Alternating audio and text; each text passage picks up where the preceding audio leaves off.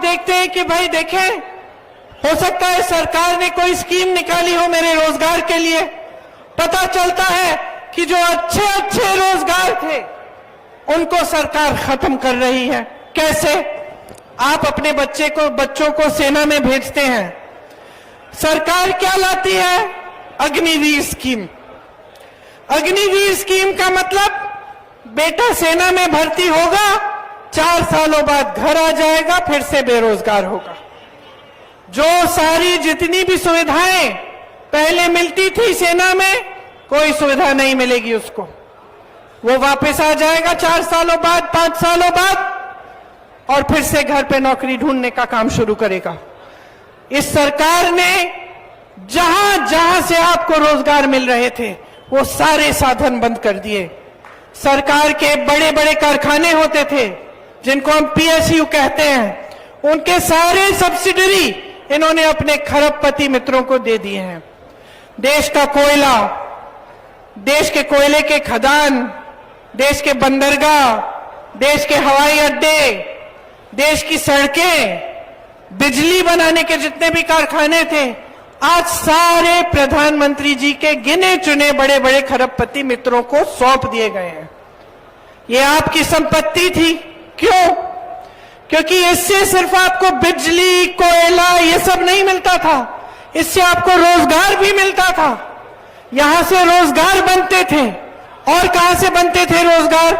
जो छोटे और मध्यम जो इंडस्ट्री है हमारी, मतलब ये छोटे कारोबार, जैसे यहां पे शहर में पूरे हैं दुकानें, छोटे कारोबार, कोई मैन्युफैक्चरिंग का यूनिट है, कोई कुछ बना रहा है, इसमें आसानी से रोजगार मिल जाता था।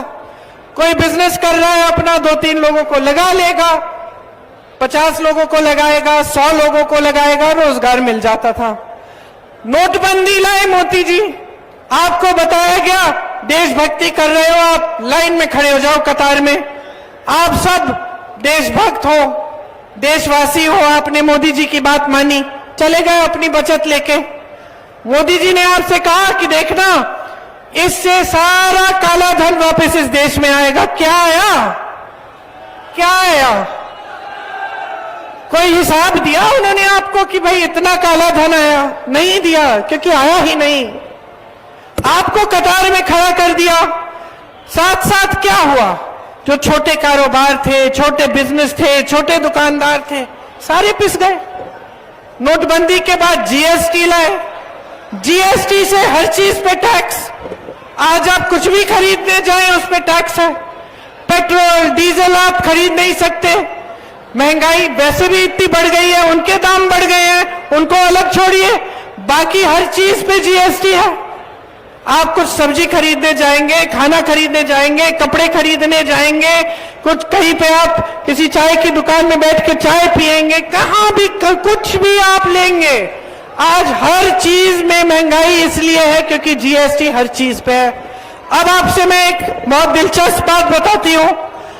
आप पे तो लग गई जीएसटी, खेती किसानी के सारे सामान पे लगी हुई है जीएसटी, दुकान में जाते हो जीएसटी, सब कुछ महंगा, गैस का सिलेंडर 1200 का। बड़े बड़े खरबपतियों पे जो टैक्स लगी है, क्या मोदी जी ने उस टैक्स को भी बढ़ाया है इन 10 सालों में? नहीं बढ़ाया है। उन पे टैक्स जो लगती है वो वही की वही है, और आप पे टैक्स जो लग रही है वो बढ़ गई है। उनके कर्ज मोदी जी ने 16 लाख करोड़ माफ किए हैं। सोच भी सकते हैं कि कितना है ये पैसा?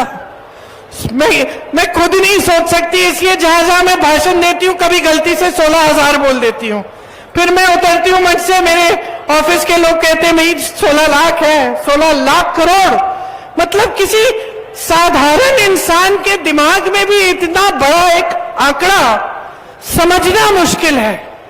और ये क्या कर रहे हैं?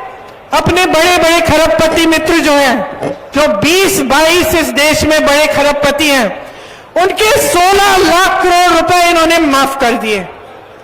अब आप पूछेंगे, हमें जब किसान जब कर्ज लेता है, जब उसकी बेटी की शादी होती है, मैंने तो ऐसे किसानों को देखा है जो 50-50 हजार रुपए का कर्ज ले रहे हैं शादी करवाने के लिए अपनी बेटियों का, की और वो आत्महत्या कर देते हैं क्योंकि वो कर्ज नहीं लौटा पाते। 10,000 रुपए के लिए, 50,000 रुपए के लिए, 1 लाख रुपए के लिए आज देश का किसान आत्महत्या करता है और देश का खरबपति देश की संपत्ति से, आपके सरकारी बैंकों से 16 लाख करोड़ रुपए का कर्ज अपना माफ करा देता है। ये चल रही है बहनों और भाइयों सरकार आपके देश में।